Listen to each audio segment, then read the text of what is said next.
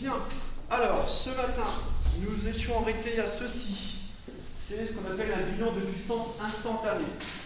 Pourquoi? On a multiplié la loi des mailles par une de T. Une loi des mailles, vous rappelez, une loi des mailles donne une équation où tous les termes sont homogènes à une tension.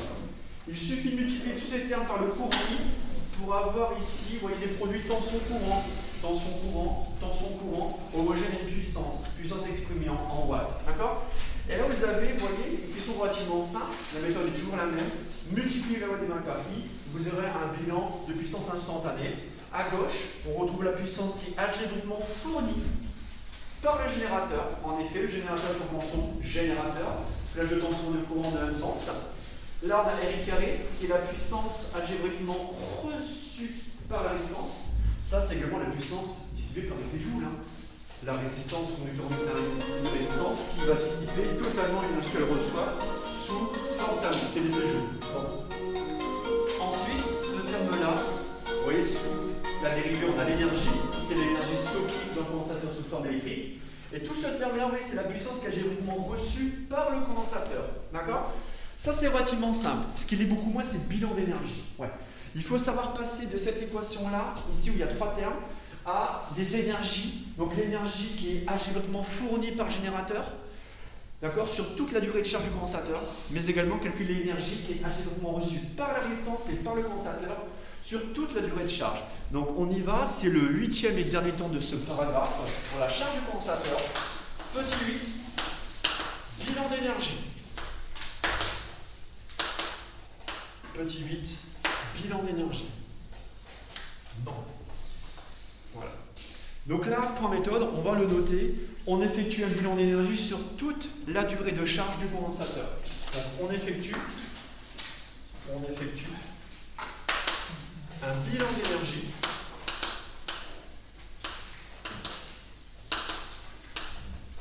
ici, donc un bilan d'énergie sur toute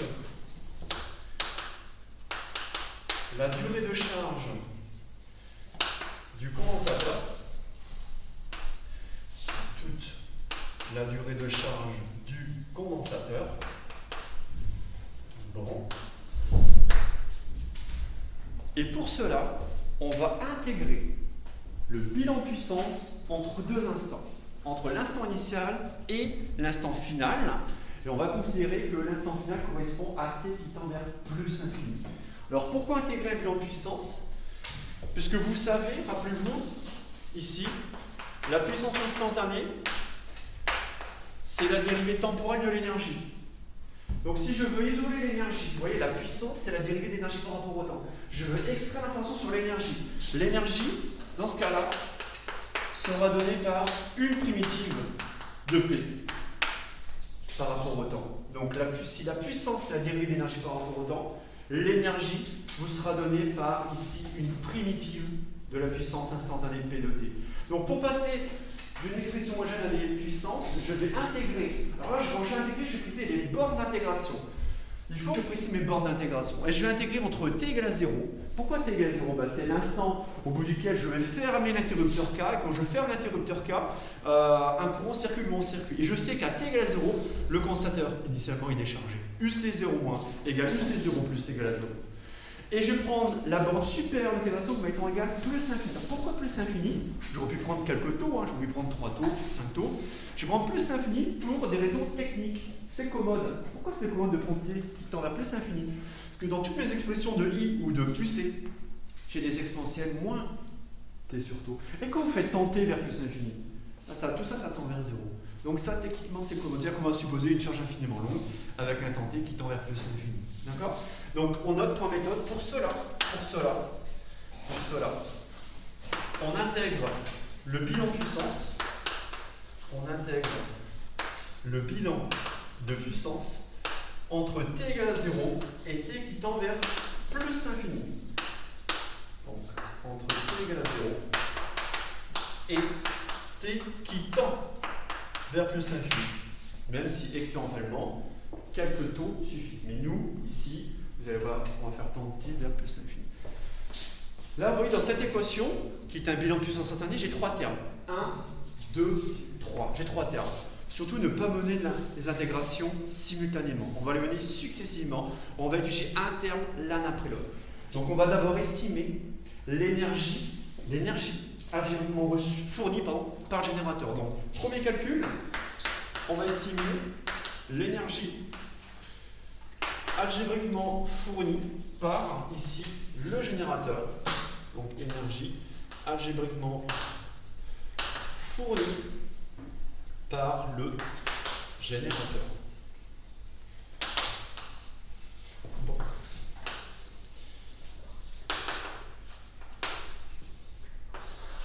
Voilà. Premier temps, et ça on vous le demandera, donc ça je pense notamment ceux qui sont à distance. Ça, ce sont vos questions de cours pour l'école la semaine prochaine, on est là. D'accord? Alors là, vous voyez, circuit d'ordre, il y a plein de questions de cours possibles. Mais celle-ci en fait partie, c'est une des plus dures. Avec la résolution de l'équation différentielle et le portrait de phase, ça sera une question de cours la plus dure. Il faut faire des calculs ici d'intégrale entre 0 et plus infini. Donc là, je note E, soit E l'énergie fournie par le générateur. Et là, on va intégrer ce terme-là, EI. Donc là, EI. Et je vais mettre en jaune le fait que j'intègre entre 0 et plus infini. Donc là, je marque ici le symbole, j'intègre entre 0 et plus infini. J'intègre par rapport au temps. Vous voyez la correspondance, ici j'intègre entre 0 et plus infini, et j'intègre par rapport à la variable temporelle. Okay. Maintenant, qu'est-ce que l'on va faire? I, vous connaissez. C'est un sujet à question tiroir, c'est-à-dire que voilà, deuxième question, c'est-à-dire l'expression du cours I. Si vous avez la question de I, vous allez remplacer I par E sur R, exponentielle moitié sur taux. Donc ça, je connais. C'est une des questions précédentes.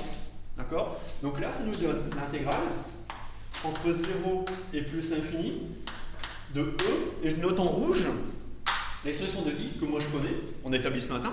Donc on a E sur R, exponentielle moitié sur taux, et je n'oublie pas que voilà, j'intègre par rapport au temps. Bon.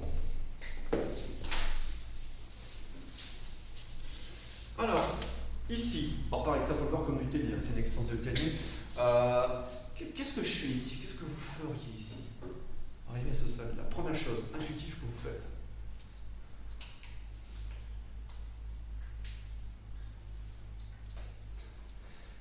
Vous allez faire quoi? Là, variable temporelle est ici, donc exponentielle moitié sur taux. Allez, tiens, je vais demander à Victor. Victor, est-ce que tu me reçois? Le joker. Personne ne répond. Allô, Victor? Oui? Oh, tu es très loin, Victor. Allô, allô?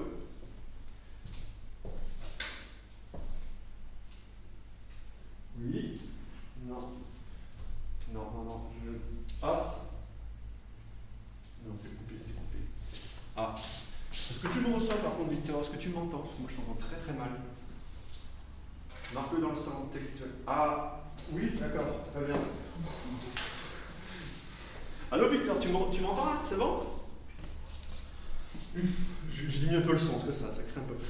Qu'est-ce que je peux faire ici avant directement intégrer l'exponentielle moitié sur taux? Qu'est-ce que tu ferais d'abord, en premier temps? Ouais, très bien. Ouais, donc E carré sur R, ouais, tout à fait. Ouais. Donc en fait, vous sortez tout ce qui est constant. Donc vous sortez E carré sur R, donc E carré sur R, et vous avez l'intégrale, voilà, exponentielle moitié sur taux, entre 0 et plus infini. On sort tout ce qui est constant, tout à fait. Très bien, merci Victor. D'où on écrit ici l'énergie algébriquement fournie par le générateur. Bon. Donc j'ai sorti le E carré sur R, constant, c'est-à-dire indépendant du temps. Et là, faites attention. Une primitive d'exponentielle moitié sur taux, que je considère entre les deux bornes 0 plus infini. Est-ce que tout le monde est d'accord? Et là, il y aura des erreurs de calcul, c'est sûr, mais faites bien attention s'il vous plaît. Quand vous avez ceci, exponentielle moitié sur taux, quand je vais primitiviser ça, c'est 1 sur le coefficient multiplicatif. Vous êtes d'accord? C'est 1 sur la constante multiplicative. Et la constante multiplicative, c'est moins 1 sur taux. Donc 1 sur moins 1 sur taux. Et j'oublie pas de remettre l'exponentielle moitié sur taux. D'accord? C'est comme lorsque vous allez dériver l'exponentielle AX, par rapport à X, vous avez A exponentielle AX. Quand vous primitivez, c'est 1 sur A exponentielle AX. Donc là, c'est pareil, c'est 1 sur le coefficient multiplicatif. Ici, le coefficient multiplicatif, c'est 1 moins 1 sur taux. Attention à ça, le piège, il est là. 1 sur, vous ne dérivez pas. Parce que maintenant, on n'a fait que dériver. Quand on dérive par rapport au temps, ceci, ça fait moins 1 sur taux exponentielle moins t sur taux. Là, non. On primitive, donc c'est 1 sur moins 1 sur taux exponentielle moins t sur taux. Ok? Donc une fois que j'ai ça, donc j'ai E carré sur R. Là, je considère, vous voyez, la bande supérieure. Ah bah ça tombe bien, vous voyez, c'est ça qui est techniquement commode. Donc là, Rémi, regarde ici, la bande supérieure va te donner quoi? 1 sur moins 1 sur taux, exponentielle de moins l'infini. Exponentielle de moins l'infini, ça fait 0. Très bien, merci Rémi, 0. Et là, tout de suite, je place mon moins. C'est toujours la valeur en bande supérieure moins la valeur en bande inférieure. Donc là, tout de suite, je mets le moins. Donc je mets le moins. Et après que j'ai mis le moins, je regarde ce que j'ai. Je prends ceci en 0. Mais ceci, c'est tout ça, exponentielle de 0. Exponentielle de 0, Clovis, ça fait très bien. 1 fois tout ça. Mais 1 fois tout ça, c'est l'inverse de moins 1 sur taux. Et l'inverse de moins 1 sur taux, ça fait moins taux. Moins, plus. Je ferai après. Donc là, je multiplie E carré sur R par 0 moins taux. 0 plus taux. Ça fait taux E carré sur R. Taux E carré sur R. Avec taux égale RC. Donc taux égale RC sur R E carré.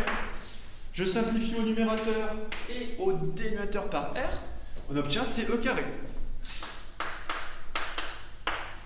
Qui est strictement positif. CE carré strictement positif. Est-ce que c'est bon pour tout le monde? Le petit passage technique, il est là. Souvent, vous confondez avec la dérivée par rapport au temps. Vous allez dire, ah bah c'est moins 1 sur taux. Non, c'est l'inverse. D'accord? En primitive, exponentielle moins t sur taux par rapport au temps. N'oubliez pas, c'est l'inverse du coefficient multiplicatif. Et après, bon, voilà. CE carré. Conclusion. Conclusion, le générateur fournit effectivement une énergie CE carré à l'ensemble du circuit. La grandeur est positive. La grandeur algébrique est positive, donc le générateur fournit effectivement, c'est le cas. Donc je vais noter ici, au-dessus, voilà. Donc le générateur fournit effectivement une énergie de CE carré à l'ensemble du circuit. Donc on note, bilan de ce calcul, de ce premier calcul. Le générateur fournit effectivement ici l'énergie. Donc c'est réellement le cas. L'énergie CE carré ici au circuit. Voilà. Premier calcul. L'énergie algébriquement fournie par le générateur. Alors ça pour le DS, typiquement c'est sur 1,5 sur 40. Il y en aura 3. C'est 4,5 sur 40 pour ces 3 calculs énergétiques. Le but étant de calculer le rendement de la charge du condensateur. Donc à voir ici quelle est la distribution des énergies. Donc on sait déjà que le générateur il fournit CE carré joule à l'ensemble du circuit. Maintenant, ce qu'on fait, la même chose pour le condensateur. Quelle est l'énergie algébriquement reçue par le condensateur? Donc on y va. Donc énergie algébriquement reçue par le condensateur. Voilà. Donc algébriquement reçu par le condensateur. Ici. Pareil, au cours de sa charge, on étudie bien la charge du condensateur qui initialement est déchargée. Donc je précise, lors de sa charge, évidemment. Voilà, on place le contexte de ce premier paragraphe.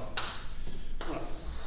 Donc là, même chose, je note avec un E majuscule, E condensateur, donc C-O-N-D, E conde. Alors ce que je vais faire, je ne vais pas partir de ça. Je vais partir d'une forme un peu plus explicite, un peu plus quelque part, c'est partir de ça. C'est la même chose. Je ne passe pas de lignes au-dessus, je vais simplement dire que l'énergie algébriquement reçue par le condensateur, c'est le produit UC fois I. Donc ça, c'est la puissance instantanée. UC fois I, puissance instantanée, algébriquement reçue par le condensateur. Et j'intègre, vous voyez, j'intègre entre les mêmes bords, entre 0 et plus infini, pour avoir cette énergie algébriquement reçue par le condensateur. Et là, Là, il faut reprendre.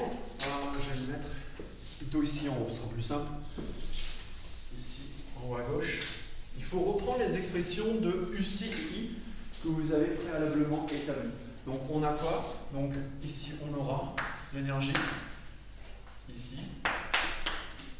Algébriquement reçu par le condensateur. C'est l'intégrale entre 0 et plus l'infini. Alors, UC, bah ça provient de la résolution de votre EDF d'ordre 1, compte tenu de la condition initiale, UC de 0 moins égale UC de 0 plus égale 0. C'est E, facteur de 1 moins, exponentielle moitié sur taux. Donc je remplace UC par E, facteur de 1 moins, exponentielle moitié sur taux. Ensuite, le courant I. Le courant I, on l'a fait ce matin. I, vous l'obtenez par C des DUC sur DT. Et I, moi je le sais, hein, c'est E sur R, je note directement. E sur R, exponentielle, moins T sur taux. Et j'intègre tout par rapport au temps. Ok. Bon. Ici. Voilà. Même chose que tout à l'heure, on va sortir tout ce qui est constant. Tout ce qui est indépendant. Toutes les constantes, on les sort. E carré sur R. On sort E carré sur R. Ensuite, je vais demander à Solène. Solène, est-ce que tu m'entends? Très bien, merci Solène. Donc ensuite, une fois qu'on a sorti E carré sur R, Solène, on va obtenir ceci, tu vois, donc l'intégrale entre 0 et plus infini de 1 moins exponentielle moins t sur taux fois exponentielle moins t sur taux dt. Qu'est-ce que tu fais ensuite, Solène? Étape suivante. Ouais, très bien, très bien. Par linéarité, Solène nous propose par linéarité de développer, c'est-à-dire qu'on va faire une fois, deux fois. Très bien. Donc là, je n'aurais pas plus mes deux intégrales à calculer. Donc on y va. Donc E carré sur R, première intégrale, de 0 à plus infini. Attention, j'ai 1 fois exponentielle moins t sur taux. Donc intégrale, exponentielle moins t sur taux dt. Là, j'ai un moins E carré sur R, moins E carré sur R, intégrale entre 0 et plus infini. Ah, attention! Exponentielle moins t sur taux fois exponentielle moins t sur taux. Et là, oui, faites très attention. Ici, le piège, c'est ce que je vais demander. Exponentielle moins t sur taux, exponentielle moins t sur taux, ça nous donne exponentielle moins 2t sur taux. Merci, merci Nisrine. Je vous rappelle, hein, exponentielle A fois exponentielle B, c'est exponentielle A plus B. Exponentielle A fois exponentielle B, ça fait exponentielle A plus B. Donc là, tu vois, moins t sur taux, ça fait moins 2t sur taux. D'accord? Donc là, l'intégrale exponentielle, attention, moins 2t sur taux dt. Voilà. Donc on continue le calcul, vous voyez, doucement, sans erreur de signe, sans erreur de calcul. Ça nous donne E carré sur R. Voilà. La première, on vient de la faire, on peut le renoter, ça ne fera pas de mal. Donc, on considère la fonction ici entre 0 et plus infini. Quelle est cette fonction? C'est 1 sur le coefficient multiplicatif du temps, moins 1 sur taux. Voilà. Exponentielle, n'oubliez pas de reprendre la fonction, forcément. Voilà. J'oublie pas le moins ici, moins E carré sur R. Voilà. Et là, pareil, l'exponentielle ici, moins 2t sur taux, ici, que l'on intègre par rapport au temps. Donc là, attention, vous allez faire la même chose. 1 sur le coefficient qui multiplie la temporelle, 1 sur moins 2 sur taux. Attention, là vous avez moins 2 sur taux. Et je reprends.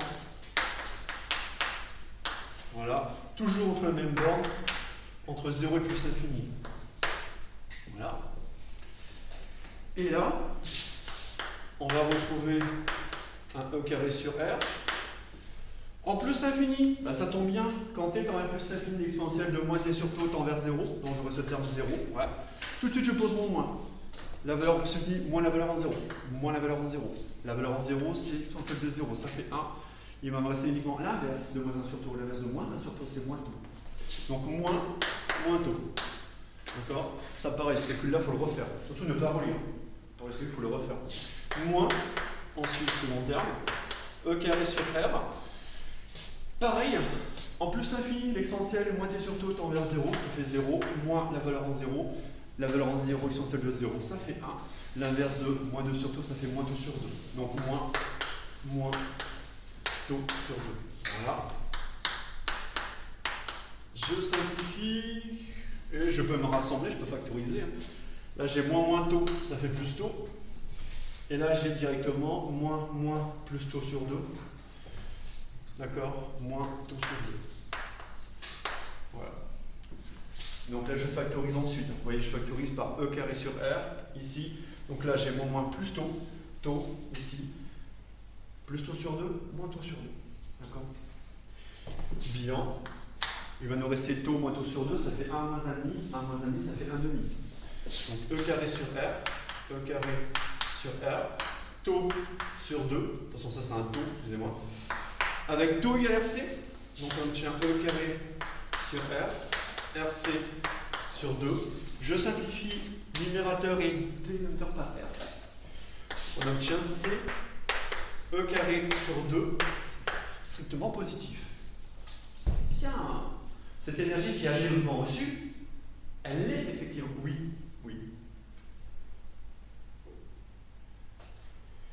Alors, ici c'est ça? Alors, ouais, Abdul-Rahimi, c'est ça? Ah, je reconnais, très bien. Alors, E carré, taux divisé par 2R. D'accord? Parce qu'en fait, là, tu as E carré sur R, facteur de taux moins taux sur 2, c'est 1 moins 1,5. 1 moins 1,5, ça fait 1,5. D'accord? Et après, je remplace taux par RC. D'accord? Très bien. N'hésitez pas les autres à intervenir, hein, surtout. Ok? Donc là, cette énergie qui est agéniquement reçue, elle est effectivement, et c'est logique, lors de sa charge, le condensateur se comporte effectivement comme un récepteur. Il reçoit l'énergie 1,5 de CE carré. Sans le note, bilan de ce calcul, je vais le mettre là-haut. Bilan de ce calcul. Oui. J'ai pas entendu. Ouais, mais beaucoup trop. Ouais, beaucoup trop, ouais. Je t'entends, ouais. Parle moins fort.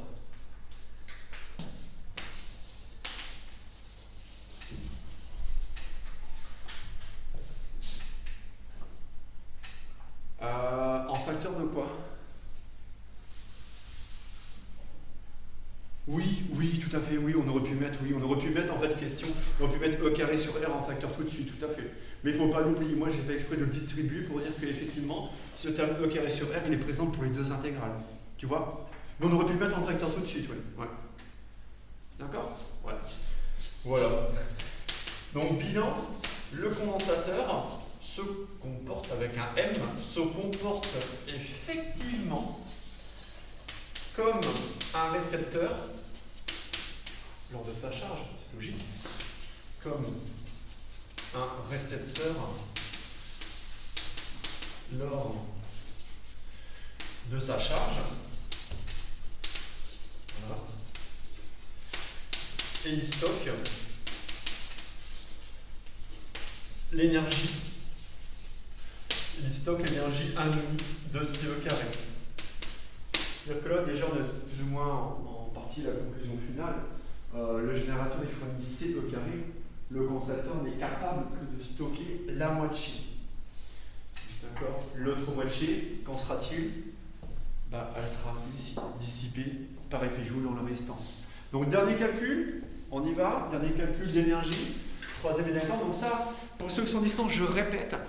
Ça sera dans mes questions de cours pour l'école la semaine prochaine. Donc, c'est une colle que je donnerai à mes colleurs. Libre à eux de les reprendre ou non. D'accord? Donc, mes sujets de colle, je vous les donnerai. D'accord? Je donnerai mes questions de cours, je donnerai mes exos. Après, libre à mes colleurs de les reprendre telles quelles ou de les adapter. D'accord? Voilà. Théo, une question? Je comprends pas. En haut à droite, c'est moins t sur taux sur l'exponentielle. Ouais. Il n'y a pas un 2. Je comprends pas pourquoi du coup c'est. Il y avait un 2. Effectivement. Si, parce que là, attends, j'essaie de revoir ce que j'avais écrit en dessous, je ne le vois pas. Si, parce que si j'ai un 2, oui, effectivement, j'ai un 2. Hein. Oui, bien, parce que là, de toute façon, j'ai un moins taux sur 2, oui. Directement. Ça venait de quelle expression, ça? Ça venait de. Moins 2t sur taux. Ouais, moins 2t. Ouais, attention, on oublie 2. Un facteur 2. D'accord? Ici, hein. D'accord? Notez. Bien vu, un Théo a remarqué. Attention, attention. Ici, exponentielle moins 2t sur taux qui disparaît ici. Hein, d'accord? De toute façon, on le voit ici. Quand je divise par le puissant multiplicatif, hein, j'ai moins 2 sur taux et que je ne retrouve pas le 2 qui est ici. Ouais, il faut qu'il se retrouve forcément là. D'accord? Après, c'est pas gênant parce que forcément, ça tend vers 0 quand tu es en plus infini. Donc l'erreur, il n'y a pas d'erreur pour la suite. Mais là, oui, il manque le 2. N'oubliez pas, j'ai oublié le 2. Merci Théo. Dernier calcul d'énergie. En plus, j'allais l'effacer. Merci, j'allais effacer cette partie-là. L'énergie algébriquement reçue par la résistance durant cette phase de charge du condensateur. Donc on y va. Troisième énergie. Énergie, voilà, algébriquement reçue par la résistance. Pareil, lors, ici, de cette phase de charge. Donc, même chose. On va noter E, l'énergie exprimée en joules. Et oui, je vais mettre E à 10 joules. Ouais, parce que moi je sais que cette énergie sera intégralement dissipée par effet joule. Donc qu'est-ce que je vais faire? Je vais prendre ici le terme en R carré, qui est la puissance dissipée par effet joule, et je vais intégrer ce terme entre 0 et plus infini. Donc on aura R carré. J'intègre entre 0 et plus infini. D'accord? Comme tout à l'heure, je sors tout ce qui est constant, indépendant du temps. Ici, c'est la valeur de la résistance R. Je sors R intégrale, entre 0 et plus infini. Alors, I carré, faites attention. I carré. Et là, on n'oubliera pas le 2. Si I vaut E sur R exponentielle moins T sur taux, si I vaut E sur R exponentielle moins T sur taux, I carré vaut E carré sur R carré exponentielle moins 2T. Sur taux. Je répète, si I vaut E sur R exponentielle moins T sur taux, I carré vaut E carré sur R carré exponentielle moins 2T sur taux. D'accord? Et là, ceux qui sont présents, je laisse avancer dans le calcul. D'accord? Comme ça, on va faire tout ça. Donc, allez ici.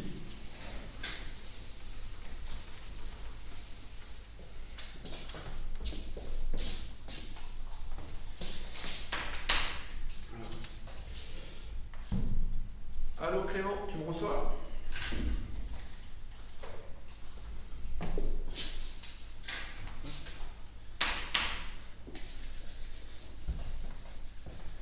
Clément une fois, Clément deux fois, Clément trois fois. Ah, c'est pas de chance. Alors, je vais demander à Théo. Théo, est-ce que tu me reçois? Théo Jacques.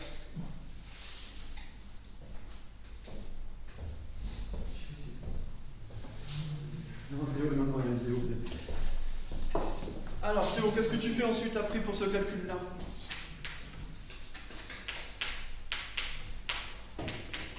Voilà, super. Donc Théo nous propose de sortir E carré sur R carré. Comme ça, on aura l'intégrale de 0 à plus infini, exponentielle moins 2T sur taux dt. Donc décroche pas Théo, moi je suis en ligne, d'accord? On continue jusqu'au bout. Ensuite, là on peut simplifier par R, c'est d'accord? E carré sur R. Ensuite, dis-moi quelle est la fonction considérée entre 0 et plus infini. Je t'écoute Théo.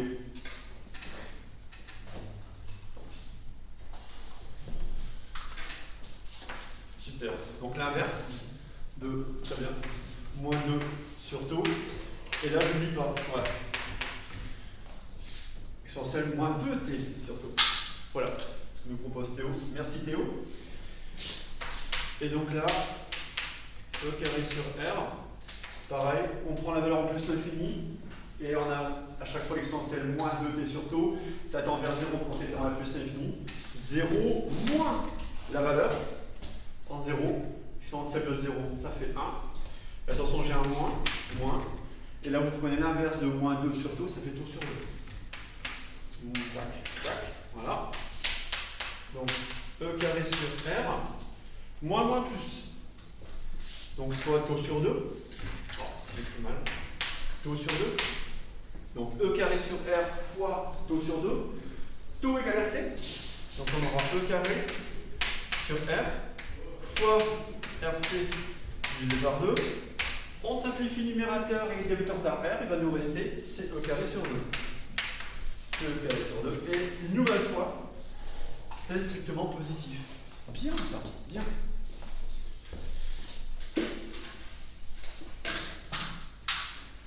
même phrase de conclusion. La puissance qui est, l'énergie ici qui est algébriquement reçue, vous voyez, par la résistance, elle est effectivement ici imposée, donc l'énergie est effectivement reçue. Donc la résistance se comporte effectivement comme un récepteur, d'accord, et dissipe l'énergie, et dissipe par effet Joule l'énergie 1/2 de CE carré. Bien. Alors oui, ça prend du temps de faire ces calculs-là au tableau, sans se tromper, sans faire d'erreur de signe. Ça pour l'école, la semaine prochaine, la question cours, vous voyez, ça va vous prendre vraiment un quart d'heure dans le tableau, le temps de refaire tous ces calculs sans erreur. Ensuite, n'oubliez pas de conclure. Bilan. Le bilan, ici, de ce bilan d'énergie, qu'est-ce qu'il faut retenir? Alors déjà, première chose, le générateur, il fournit effectivement CE carré joule à l'ensemble du circuit. Le condensateur, il stocke 1/2 CE carré, et la résistance, elle dissipe 1/2 CE carré.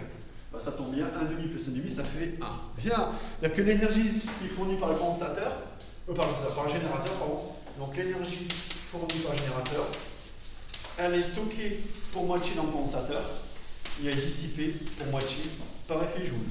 D'accord? Donc tel que quoi? Tel que la moitié de l'énergie reçue par le générateur sera stockée par le condensateur. Donc tel que la moitié de l'énergie fournie, donc la moitié de l'énergie fournie par le générateur, donc cette moitié sera stockée dans le condensateur. Donc la moitié, je vais dire seulement la moitié, d'accord? La moitié de l'énergie fournie par le générateur sera stockée dans le condensateur. Et l'autre moitié est dissipée.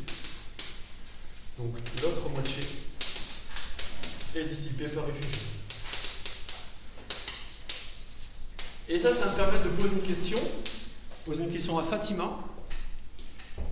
Question que je vais poser à Fatima sur ce calcul d'énergie. Oui. Quel est pour toi le rendement de la charge du condensateur?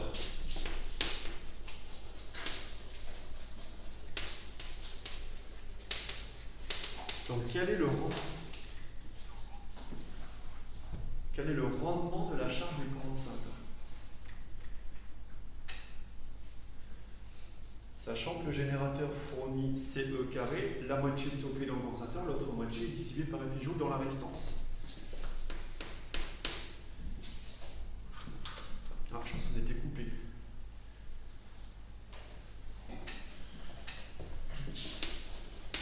Le rendement, ici, de la charge du condensateur, ici, sera, oui, ouais, effectivement, de 50%.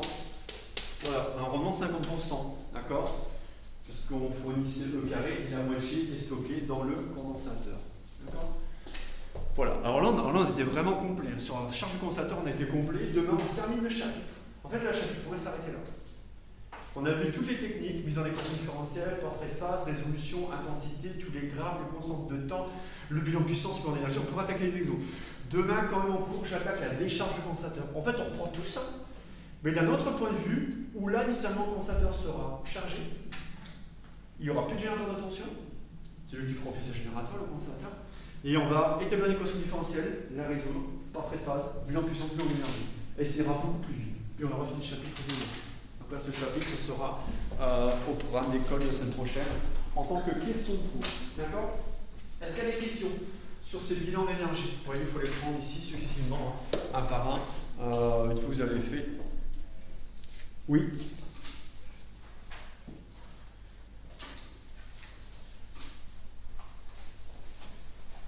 Voilà, il faut les admettre. Oui, alors, ça dépend comment la question de colle sera posée. Donc là, je vais essayer de m'arranger pour que tout soit prêt demain matin. C'est-à-dire que j'essaierai de mettre en ligne au plus tard demain soir le programme de colle, la grille d'évaluation, les sujets de colle que vous aurez avec moi. La semaine prochaine, il y a 3 groupes qui passeront avec moi. Vous aurez les 3 questions de pause, vous aurez 3 exos. Mes collègues auront également les sujets, ils en font ce qu'ils veulent. Mais par exemple, pour l'énergie, moi je vais juste vous rappeler, voilà, UC2T égale E facteur de 1 moins exponentielle moitié sur taux. Vous aurez juste à dériver UC par rapport au temps, multiplié par C pour avoir le courant I. D'accord? Je ne vous demanderai pas de tout reprendre depuis le début, en effet, ça sera beaucoup trop long. D'accord? Voilà. Donc voilà pour la partie cours d'aujourd'hui, enfin fin du cours, d'accord, les calculs qu'on a fait ensemble en TD. On va aborder des exos maintenant, des exos d'ELEC. Donc pour ceux qui sont à distance, on va prendre le TD numéro 7 et on va regarder l'exercice numéro 12, les montages 1, 2, 3. Donc on a fait les 3 premiers montages avec l'autre groupe. Et après, je vous rendrai vos cols, vos intérêts. D'accord? Et ce sera déjà ici. Allez, l'exo numéro 12, c'est parti. Donc là, pareil, pour ceux qui sont en distance, l'exo, je ne vais pas le projeter. Je ne vais pas. Il faut que vous ayez la fiche de TD à côté de vous pour avoir le montage.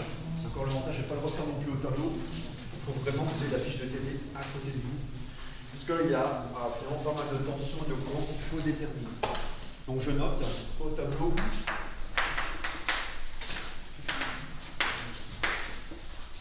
Exercice 12 de la fiche de télé, numéro 7.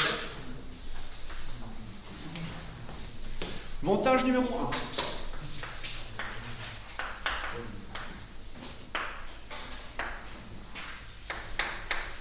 Alors, jolie façon de rédiger cet exercice. En fait, c'est un exercice numéro 12, donc il y a 4 montages. Montage 1, c'est celui qui est en haut à gauche. Et on vous demande de déterminer toutes les tensions, toutes les intensités qui sont indiquées sur ce schéma, en fonction des FEM, donc des forces électromotrices, des courants électromoteurs et des résistances. C'est de l'analyse, de schéma, c'est de la logique. Il n'y a pas de calcul ici. C'est-à-dire que là, quand vous regardez un tel montage, de 1, il y a des choses qui sont évidentes. Alors moi, ce que j'appelle ce qui est évident, ou déjà, ce qui est évident, ici, donc ce que j'appelle ce qui est évident. Ben, ce qui est évident, c'est finalement le fait que toute tension au bord d'un fil, au bord d'un interrupteur fermé, elle est nulle. La tension au bord d'un interrupteur fermé, la tension au bord d'un fil sera toujours nulle. Ça, pour moi, c'est évident. Tout courant traversant un interrupteur ouvert sera nul également. Et une fois que vous aurez finalement repéré ce qui est évident, vous pourrez en déduire un certain nombre de choses. Donc ce que l'on en déduit. Voilà. Après, regardez si vous avez des diviseurs de tension et de courant, parce que vous connaissez vos relations de diviseurs de tension et de courant. Alors, ça, je n'ai pas les démontrer. Il s'agit de les utiliser ici directement. Donc, est-ce qu'on a, dans ce montage, des diviseurs de tension et ou de courant? Auquel cas, on appliquera les relations. Ouais. Ensuite, est-ce qu'on a un nœud? Si on a un nœud, on applique la loi des nœuds. Est-ce qu'on a une maille? Si on a une maille, on applique la loi des mailles. Voilà. Donc, voilà. Donc voici, d'un point de vue plan rédactionnel, après vous n'êtes pas obligé de suivre. C'est juste pour vous donner une indication. Il faut que les résultats finaux soient corrects. C'est ce qui compte. Alors, j'ai demandé à Thomas, à distance, qui est chez lui. Oui, bonjour Thomas, en analysant le montage numéro 1, dis-moi, Thomas, pour toi, qu'est-ce qui est évident quand tu vois un tel montage électrique?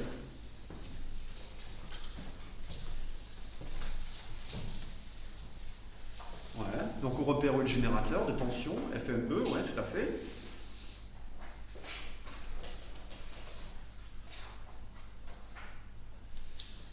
Un interrupteur ouvert près du générateur, très bien, donc forcément si un interrupteur ouvert, tout courant le traversant sera très bien. Donc qu'est-ce qu'on peut dire déjà?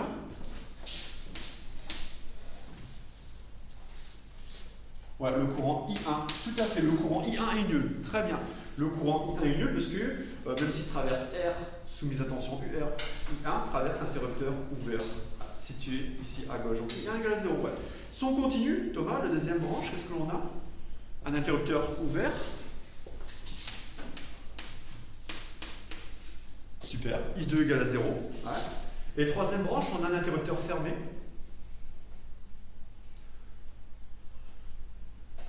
Ouais, alors, ouais. Ouais, I3 égale I3, donc I3 différent de 0, très bien. Par contre, la tension de bande d'un interrupteur fermé, elle. Voilà, on n'a pas de tension, très bien. U3 égale à 0, donc je note ici à côté. Très bien. Bon, une fois que vous avez ça, c'est de la logique. D'accord? Voilà. I1 égale à 0, I2 égale à 0, U3 égale à 0. Voilà. Très bien, merci Thomas. Alors, une fois qu'on a ça, donc on déduire par exemple la tension ici UR, hein, d'accord? La tension UR aux bornes de R. Bah, c'est la loi d'Ohm, hein. C'est-à-dire que ici, on en déduit que la tension bande de R, UR égale R1. Sauf que si I1, oui.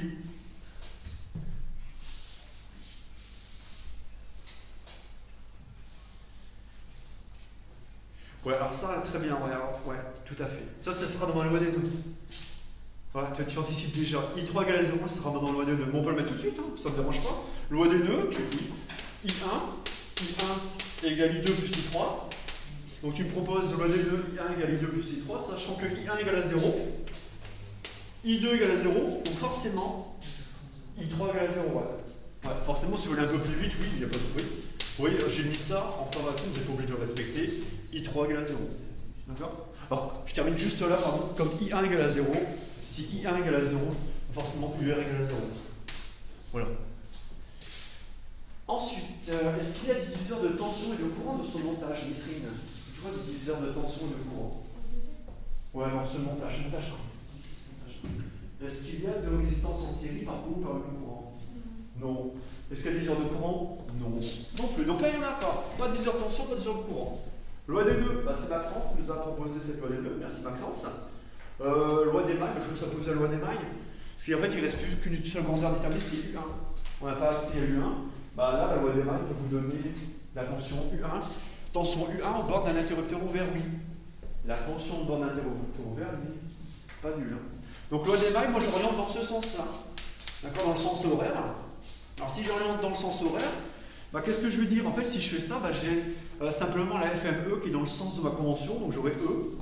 Donc, je fais E moins U1 moins UR moins U3 égale 0. Somme sur K des epsilon K, UK égale à 0, où seule la flèche de la tension E est dans le sens horaire. Sauf que, on a dit que U3 égale à 0, UR égale à 0, voilà. Donc U1 égale à E. Voilà. U1 égale à E. Bon voilà, je vais essayer de faire le montage numéro 1, vous saurez faire le 2 et le 3. Allez, je vous laisse avancer sur le 2 et le 3. Hop, donc pareil, ici, même rédaction, ce qui est évident. Je peux effacer, c'est bon. Ouais. Donc ça, ce qui est évident, ce qu'on en déduit, voilà, c'est pareil. Allez, je laisse avancer, pareil, s'il y a un petit souci, vous me le dites. Pendant ça, je commence à distribuer les coils.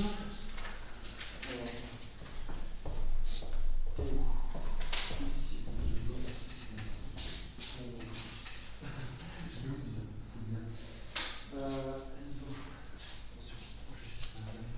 sur la petite confusion sur le cours, sur le Tristan Monsieur Gosse, excellent, 16. Ah, ça, ce sont les codes d'hier, avec Monsieur Benny Guilla. Très bien, de mardi, la sigle aussi. 14. Beaucoup mieux que la précédente, 14. Alors, tiens, ouais, on va voir ici, sinon je vais faire. 13. C'est absolument 13. C'est bien. 14, effectivement. 14,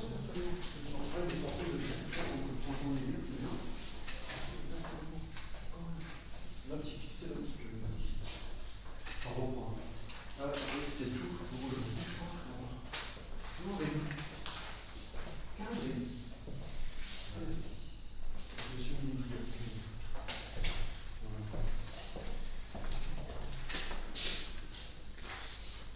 Alors, le montage numéro 2.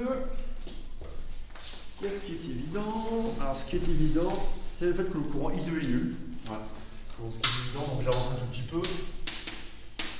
I2 égale à 0. Ouais. Ensuite, on aura U1 égale à 0.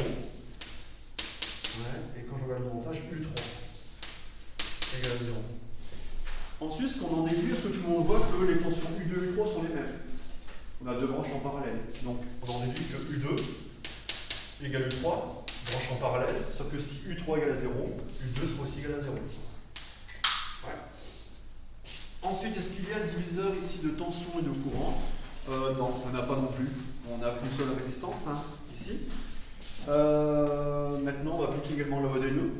On veut s'appliquer à la loi des nœuds. Et également la loi des mailles, pour avoir les autres vendeurs électriques. D'accord?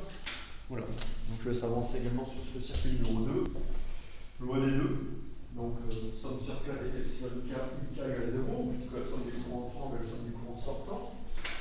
Genre on a un mot 2, juste après R. Vous voyez que I1 égale I2 plus I3, sauf que I2 égale à 0. Donc I1 égale 3. Donc si j'applique le loi des nœuds, je donne directement le résultat final. C'est bon? Donc on a que I1, bon, je note quand même, c'est pas grave. I1 égale I2 plus I3, sauf qu'on a vu ensemble que I2 égale à 0. Voilà, ça c'est un 1, pardon. Voilà. Donc on aura finalement I1 égale I3. Loi des mailles. La loi des mailles, donc pareil, une orientation que vous choisissez qui est arbitraire, hein, sans surmotion trigonométrique, c'est vous qui voyez. La loi des mailles doit vous mener au fait que E égale R. E égale R, tension de bande de R. Donc loi des mailles doit vous mener à E égale R. Et UR égale R1. UR égale R1. Voilà. Donc I1 égale E sur R. Donc on a l'expression du courant I1. I1 égale E sur R. Voilà. I1 égale E sur R. Ici on a I1, on a I3. Vous voyez, si on a I1, on a I3. Bon, sur le qui est simple, le montage 2 qui est simple. D'accord? Le montage 3 est bien un peu plus intéressant parce que là vous aurez des grands viseurs de tension. Je vais regarder plus en détail le montage numéro 3. Donc comme ça, alors lundi matin, tant que j'y pense, tant que ceux sans distance sont encore avec moi, lundi matin 8h. C'est-à-dire que là, la remédiation, je pense qu'elle sera beaucoup plus courte. La phase de test étant passée, là je pense que vous m'avez bien entendu aujourd'hui. Toutes les vidéos seront en ligne d'ici samedi matin pour le cours. Lundi matin 8h, donc vous revenez à 8h, on fera des exos. Et ceux qui sont en distance, 8h en physique, d'accord, 8h, d'accord, 8h, pour une séance d'exercice, on fera une remédiation très rapide sur quelques questions, mais très rapidement, pas de cours. Hein. Pas de cours animateur, c'est seulement exo, on travaille l'école. On travaille l'école, c'est que j'hésite encore à mettre des exos directs pour l'école. Alors soit je laisse exo d'optique, certains sont encore à l'aise en optique, ou soit je mets exo on n'a pas encore fait autant que ça d'exo direct, donc à voir. Après, j'aurai peut-être le temps demain soir d'en faire, mais ça peut-être en deux, mais pas plus que ça. Donc ça c'est pour une première chose. Après l'EDM, je vais vous le donner, je vais vous donner un DM. Je vais vous le donner. D'accord. Et dans les jours qui suivent, compte tenu du travail que vous avez actuellement, je ne vous demanderai pas d'un retour de copie. D'accord. Donc l'EDM, je vous donne le sujet, que dans la correction sera un sujet DS. Dans un sujet DS. Vous le travaillerez comme ça, vous verrez ce que j'attends de vous pour un DS. Donc je n'attends pas pour un retour de copie cette semaine, d'accord, compte tenu de la semaine. Alors demain, pareil, on fera un bilan. Demain, on fera un bilan de la semaine écoulée, d'accord. On va voir comment ça s'est passé cette semaine, d'accord. Et voilà, c'est ce qui attend pour la semaine prochaine, qui là sont chez eux, d'accord. Donc voilà. Allez, je vais essayer de plancher sur le montage numéro 3. Et je vous rends, comment ça va, vos interros. Et surtout, je donne une correction d'interros, parce que ça n'a pas été du tout. Et ça aussi qui m'indique le fait que j'ai laissé un peu d'optique pour l'école. Donc autant que certains maîtrisent bien déjà, mais c'est pas le cas de tout le monde. Donc c'est encore trop binaire. Alors, la correction de l'interro, vraiment, un enfant. Voilà. Oui. Alors oui, l'interro de base doit être un QCM que j'ai transformé en fait, parce qu'un QCM, j'aurais tendance à entrer vous filer avec des réponses. Voilà, moi j'ai modifié pour que vous rédigiez un minimum en fait. Je fais sous forme d'interro ou de rédiger. Voilà. Mais en fait, lui,